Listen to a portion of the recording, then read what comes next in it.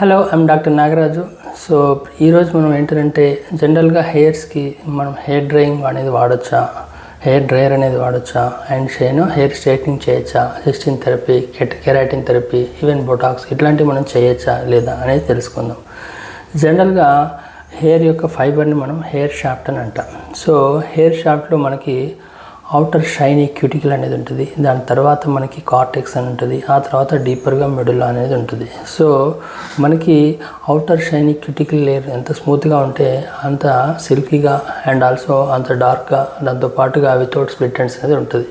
So మనకి క్యూటికులర్ health ఎంత ఎక్కువగా ఉంటే చూడడానికి మనకి హెయిర్ అనేది అంత బాగా ఉంటుంది.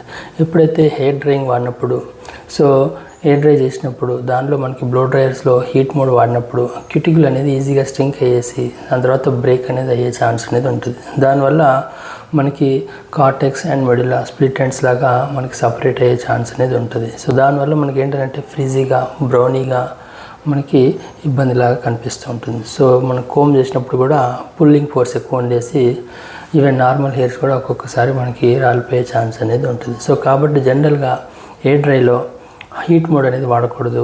అండ్ ఒకవేళ చేసిన ఎయిర్ డ్రై అనేది నార్మల్ మోడ్లోనే వాడాలి. అండ్ అది కూడా యావరేజ్గా 5 to 10 minutes కంటే ఎక్కువ వాడకుండా ఉంటేనే better. So let it be fan dry or regular dry. So ఇది వెరీ ఇంపార్టెంట్. నెక్స్ట్ ఏంటంటే మనకి హెయిర్ స్ట్రైట్నర్స్ వాడతారు.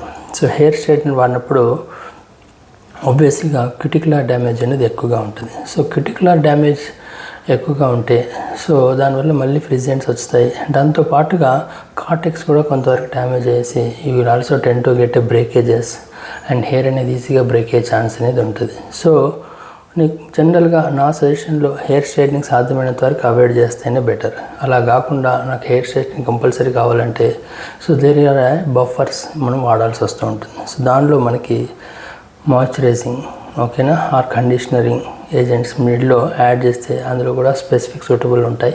వాటిని పెట్టేసి చేస్తే మనకి కార్టెక్స్ డ్యామేజ్ కానీ మెడ్యులరీ డ్యామేజ్ కానీ తక్కువగా ఉంటుంది. అండ్ ఆల్సో మనకి ఎక్కువ టైం అనేది హీట్కి ఇవ్వకూడదు. ఒకవేళ ఇచ్చినా ఇది ఇంటర్మీడియట్లో ఇవ్వాలి. సో అలా ఉంటే మనకి క్యూటికులర్ డ్యామేజ్ కానీ కార్టెక్స్ డ్యామేజ్ కానీ మినిమైజ్ అనేది చేయవచ్చు. సో చూశారు కదా, other than hair straightening, cysteine, keratin and Botox థెరపీలో కూడా జనరల్గా ఏది బెటరా కాదనంటే దానిలో అన్నిట్లలో కూడాను హెయిర్